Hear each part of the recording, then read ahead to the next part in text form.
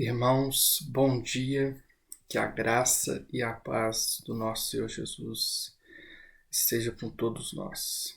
Irmãos, é um prazer estarmos mais uma vez encontrando, ainda que gravado, um encontro, mas é uma graça de Deus podemos estar novamente estudando a sua palavra, mesmo em tempos de pandemia. Irmãos, vamos começar então com a oração dos pedidos da igreja, da oração da igreja. A igreja em comunhão deve orar pelos seguintes motivos: sociedade, família, governo, avivamento espiritual, frequência na EBD, nos cultos de quinta e domingos, regularidade nas contribuições, evangelismo e missões. Lembrarmos também dos enfermos, dos presbíteros, diáconos, irmãos desanimados, desestimulados e desempregados. Vamos orar, irmãos. Senhor Deus, gracioso, bom, perfeito, justo, reto, soberano, tarde em Sirá. A ti te damos honra, glória, louvor e adoração. Ó Deus, Pai, muito obrigado pela nossa eleição, Senhor. Ó Jesus, muito obrigado por ter nos aceitado, Pai, por ter vindo, despido de sua glória, vivido entre nós, morrido numa cruz. Muito obrigado, Jesus, pela tua obra. E muito obrigado, Espírito Santo, que nos desperta, nos convence para a verdade, para o pecado, para o juízo. Muito obrigado, Espírito Santo, porque apesar da nossa rebeldia, apesar da nossa pecaminosidade, o Senhor opera a santificação em nossas vidas. Ó Deus, muito obrigado pela tua salvação. Muito obrigado porque ela provém somente de ti. E, ó Deus, somos totalmente dependentes dos seus méritos somente, porque nossos méritos são ínfimos, são nulos. Ó Deus, queremos pedir pela igreja, Pai. Ó Deus, nos aviva, Pai. Nos relembre do teu evangelho. Ó Deus, permita que mesmo nesses tempos de pandemia, mesmo nesses tempos afastados da igreja, da comunhão entre os irmãos, o Senhor nos avive, Pai. O Senhor alimente a chama do Espírito Santo. Que, ó Deus, leiamos a Tua palavra, que estudemos a Tua palavra, que oremos, Pai, que tenhamos tempo de comunhão, que, ó Deus, dizimemos, ofertemos, que, ó Deus, em toda a nossa vida, Pai, em todo o nosso proceder, que possamos refletir a Tua glória, Pai, refletir a Tua imagem. Ó Deus, queremos pedir, ó Deus, também tenha misericórdia de nós, Pai, a respeito dessa pandemia, ó Deus.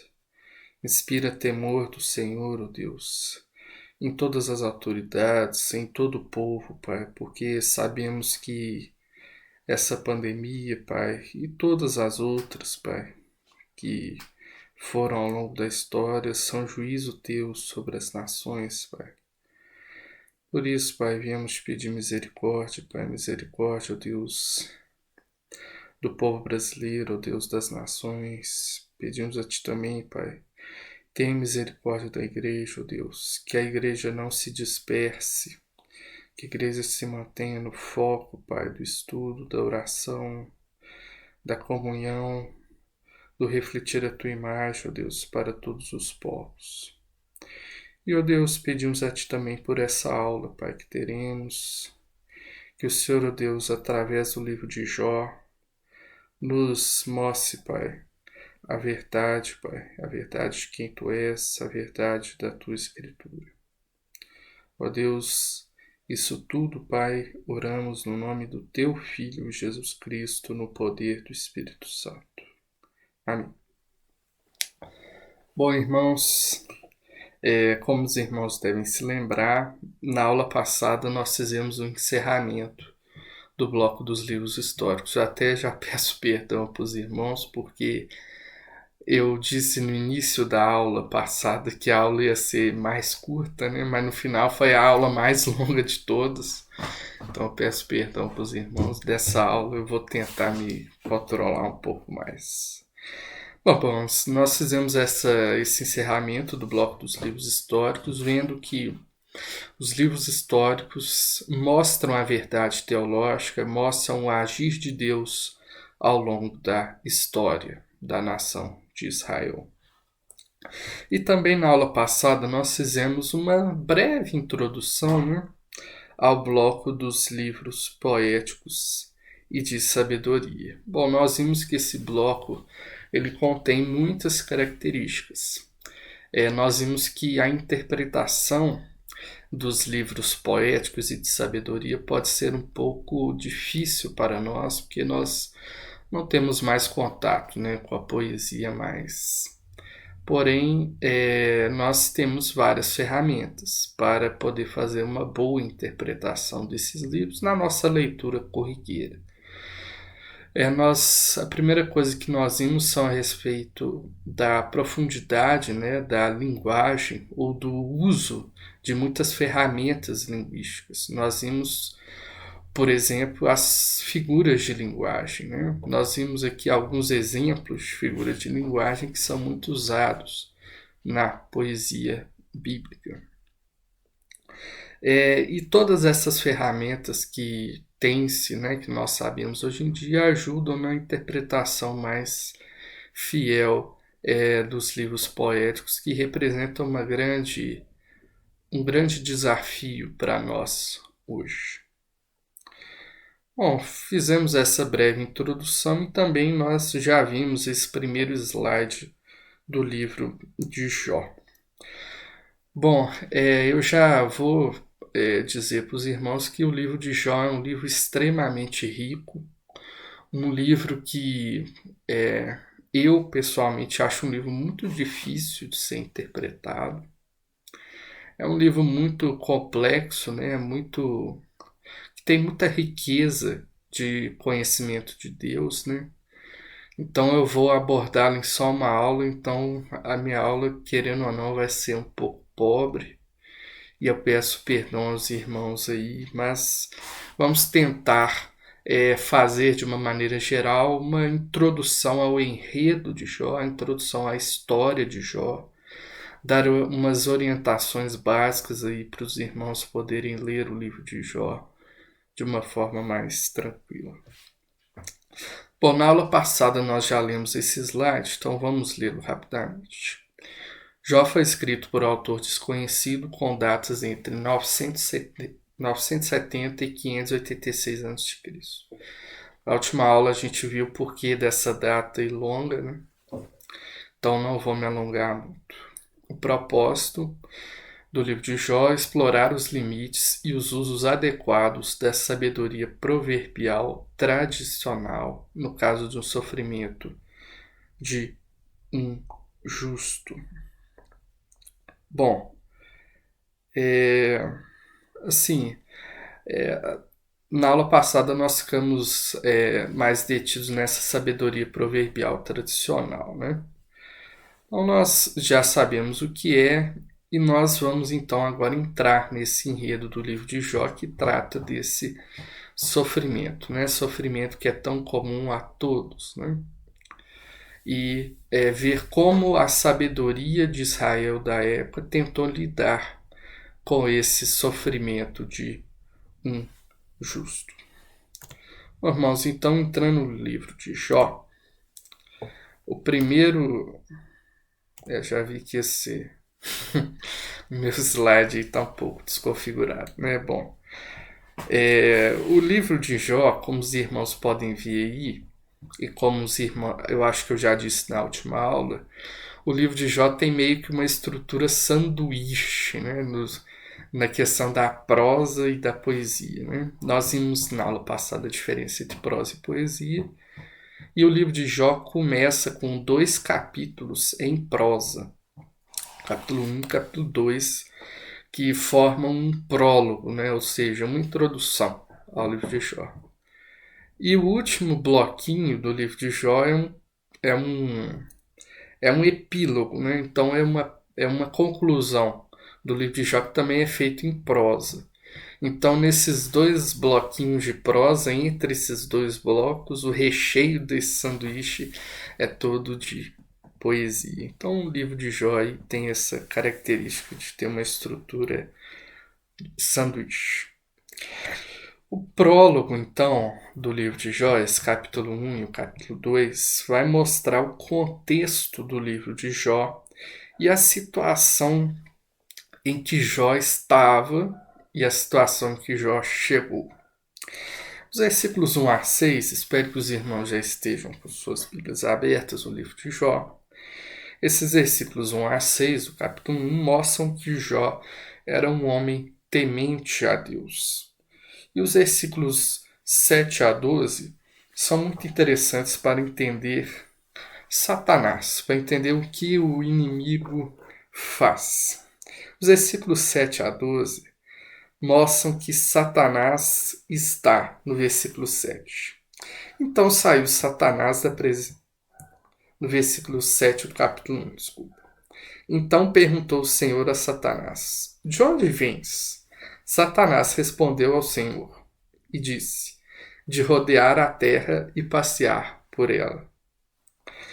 Bom, essa é a, vamos dizer assim, a ocupação de Satanás. Né? Satanás está na terra e rodeando em meio à terra.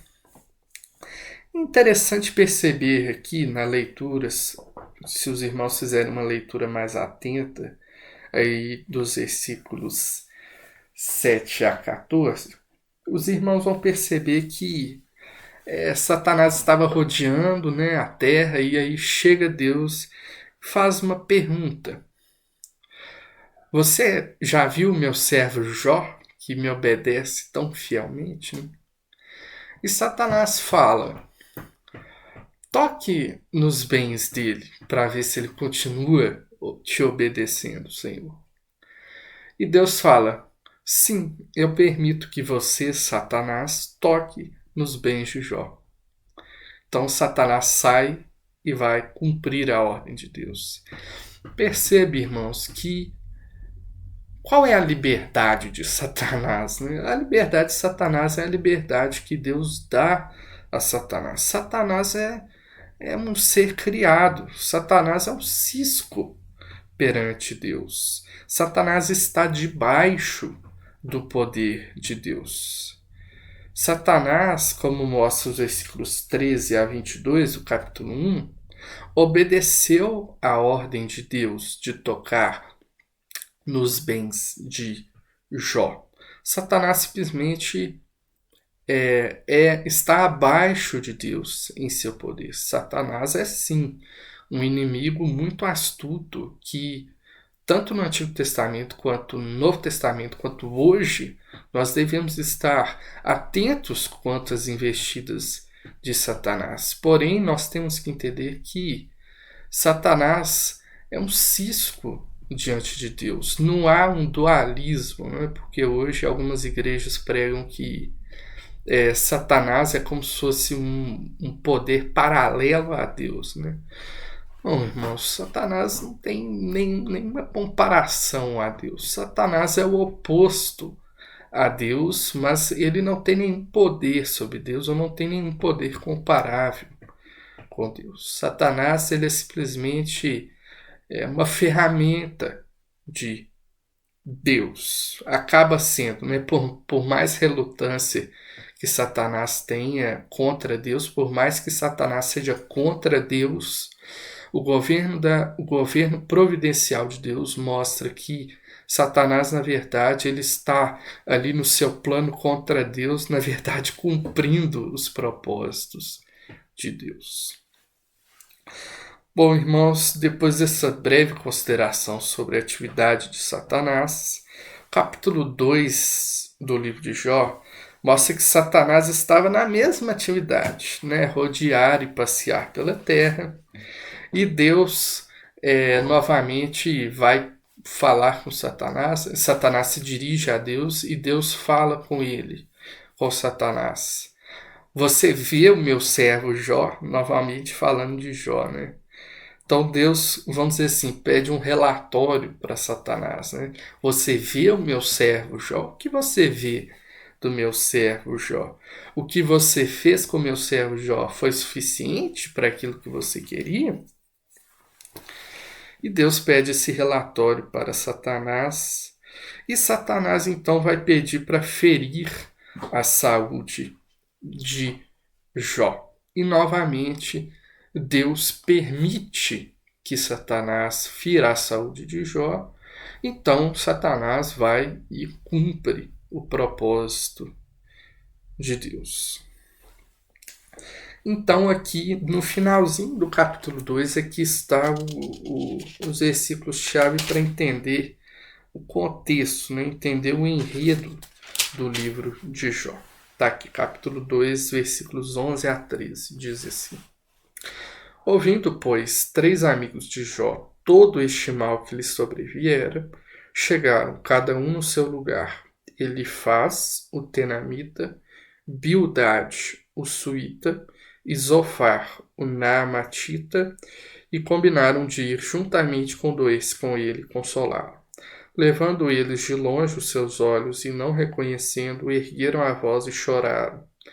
E cada um, rasgando o seu manto, lançava o pó ao ar sobre a cabeça. Sentaram-se com ele na terra 7 dias e 7 noites, e nenhum lhe dizia palavra alguma, pois viam que a dor é muito grande. Então Jó sofrendo do jeito que estava, seus amigos lembram de Jó, né? Esses 3 amigos de Jó, e vão até ele para consolá-lo, e ficam ali 7 dias sem poder dizer uma palavra nenhuma. E após esses 7 dias, então, esses 3 amigos e Jó vão fazer então seus diálogos, né?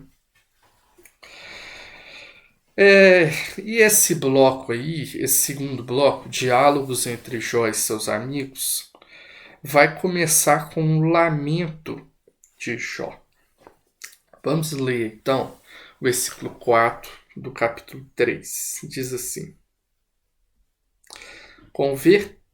Converta-se aquele dia em trevas.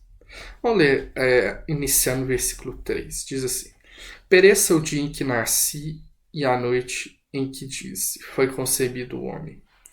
Converta-se aquele dia em trevas, e Deus lá de cima não tenha cuidado dele, nem resplandeça sobre ele a luz. Então, Jó lamenta, né, o seu destino de ter nascido. Esse lamento de Jó, ele é bem parecido com a estrutura dos salmos de lamento. Então era um estilo de composição bem comum aí, que os irmãos também vão ver nos salmos de lamento. Então Jó lamenta o seu destino que agora está. Bom, irmãos, falando desse bloco em si, os irmãos podem ver que tem um círculo, um quadrado verde, um retângulo verde, um retângulo roxo, depois um retângulo laranja, né? Esses retângulos aí, primeiro, segundo e terceiro, eles estão fazendo referência a ciclos. Então esse segundo bloco de Jó, ele contém ciclos, que são a fala dos amigos de Jó e a resposta de Jó. Então aí, por exemplo, no primeiro, Elifaz fala, depois Jó responde. Bildade fala, depois Jó responde. Zofar fala e depois Jó responde. Então essa é a estrutura do ciclo. Depois vai ter um segundo ciclo da mesma coisa. Elifaz, Jó, Bildade, Jó, Zofar, Jó. E o terceiro ciclo, né, de Elifaz, Jó, Bildade, Jó. Zofar, no último, ele não fala.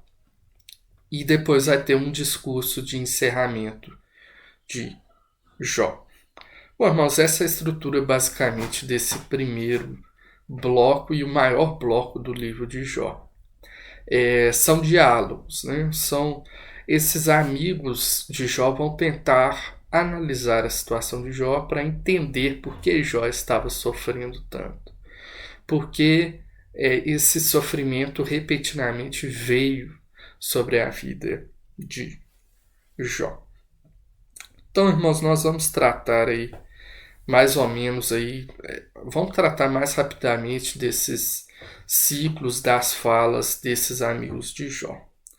Primeiramente, Elifaz, Bildade e Zofar, esses amigos de Jó, representam aquela sabedoria proverbial tradicional.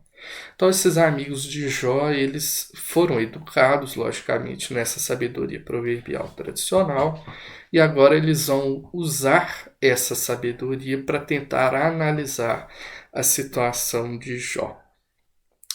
E nós vimos na última aula o que é essa sabedoria proverbial tradicional. Só para relembrar os irmãos, a sabedoria proverbial tradicional é aquela que descreve os ideais de vida e dá as direções para entender o curso normal da experiência humana. Então, esses três amigos de Jó vão usar dessa sabedoria que descreve, né, o curso normal da experiência humana para entender por que Jó estava sofrendo.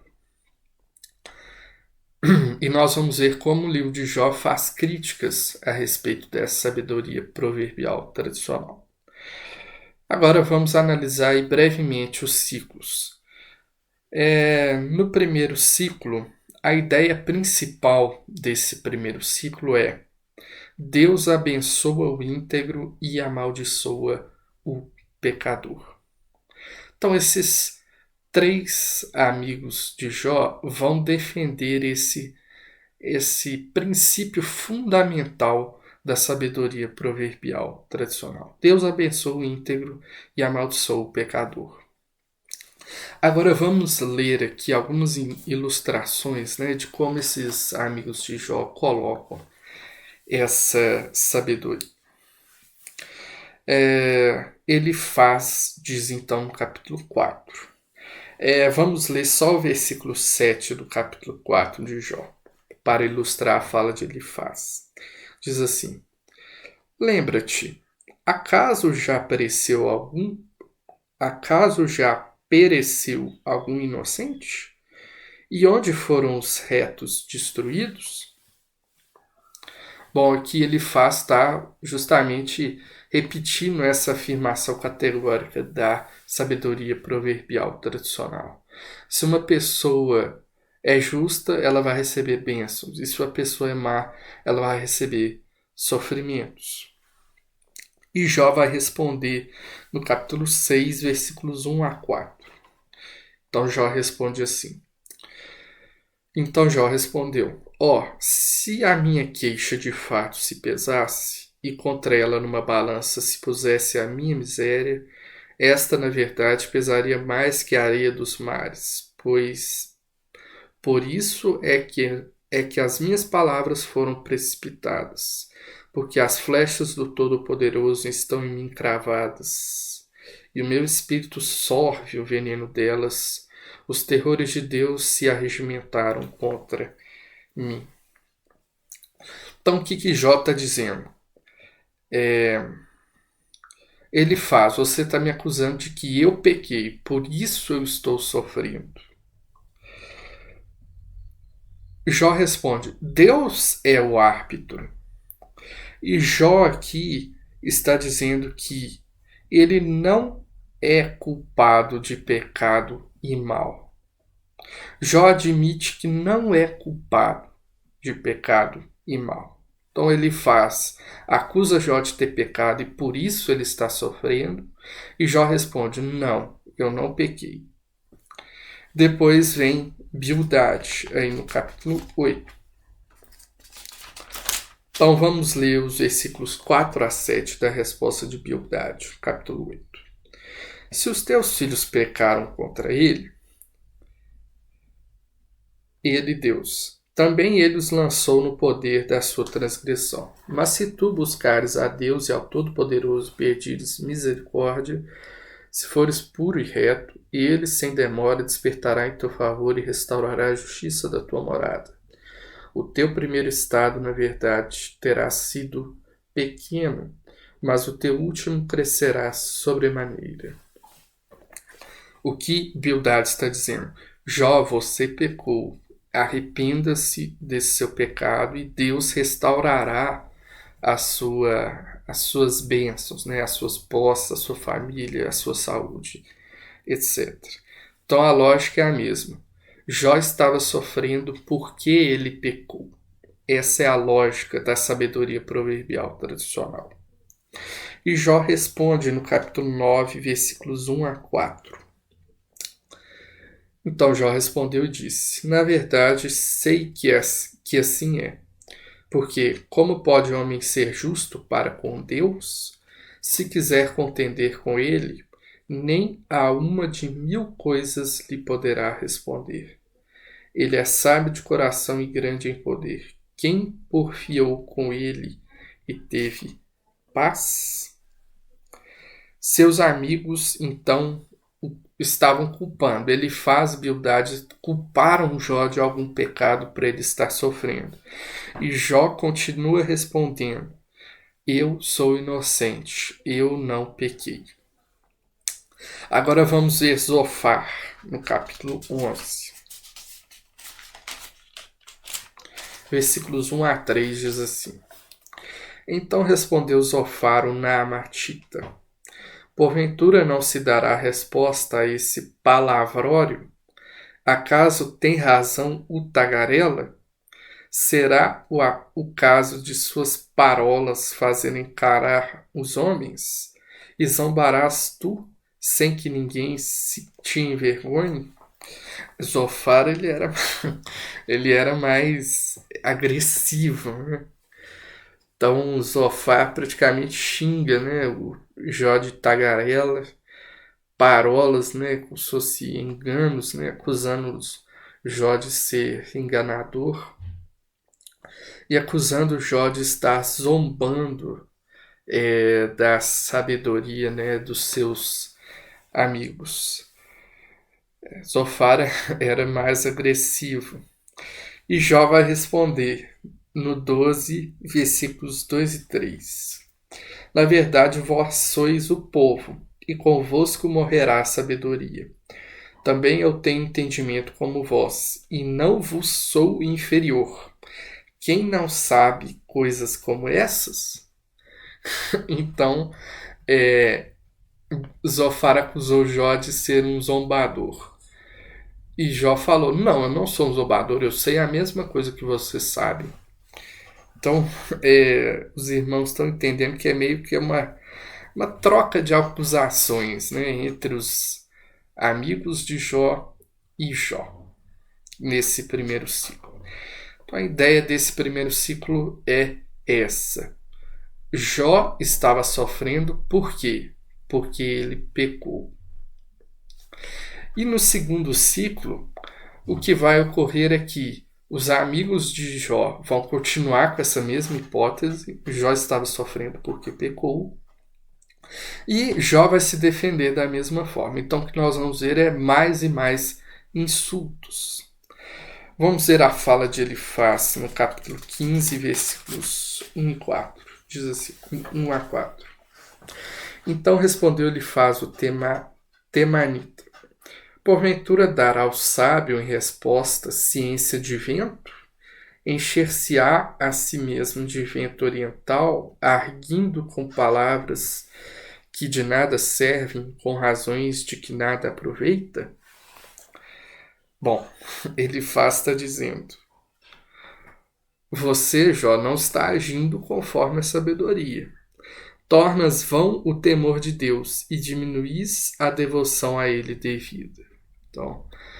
Então Elifaz continua com seu argumento de que Jó estava sofrendo porque pecou e ainda acusa Jó agora de não dar a honra devida a Deus.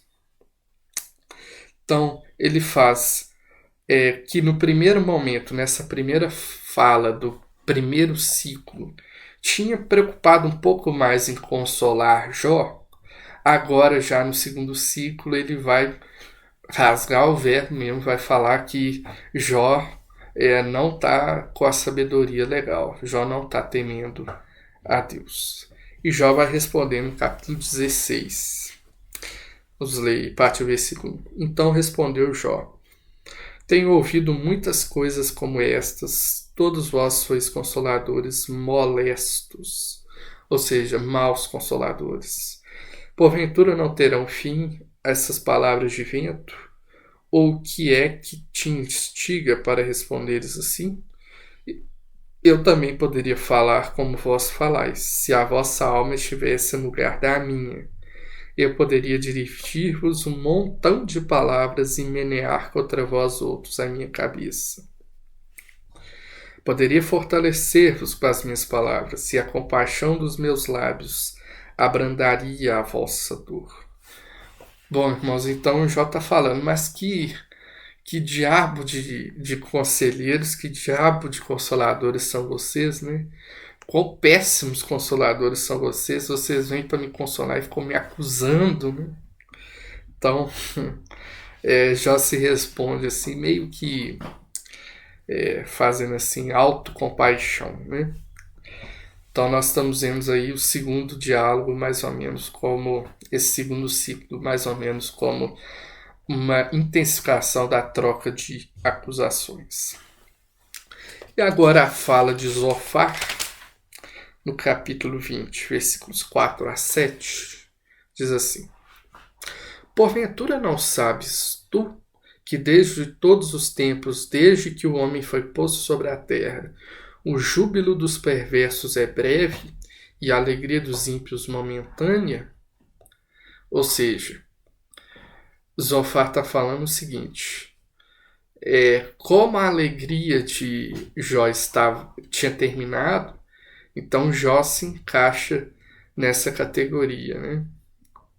Perversos, ímpios. Então Jó seria essa categoria. Ele continua: ainda que a sua presunção remonte aos céus e a sua cabeça atinja as nuvens, como seu próprio esterco apodrecerá para sempre. E os que conhecem dirão: onde está? Então olha que palavras duras, né, de Zofar. Então a presunção de Jó teria ascendido aos céus, né? E a sua cabeça teria atingido as nuvens. Mas, né, olha que palavras duras, quando o próprio esterco de Jó estaria e de fato está agora. E Jó vai responder então no versículo 4 a 8 do capítulo 21. Diz assim: acaso é do homem que eu me queixo? Não tenho motivo de me impacientar? Olhai para mim e pasmai, e ponde a mão sobre a boca, porque só de pensar nisso me perturbo e um calafrio se apodera de toda a minha carne. Como é, pois, que vivem os perversos, envelhecem e ainda se tornam mais poderosos? O versículo 21, então, para completar a ideia, diz assim: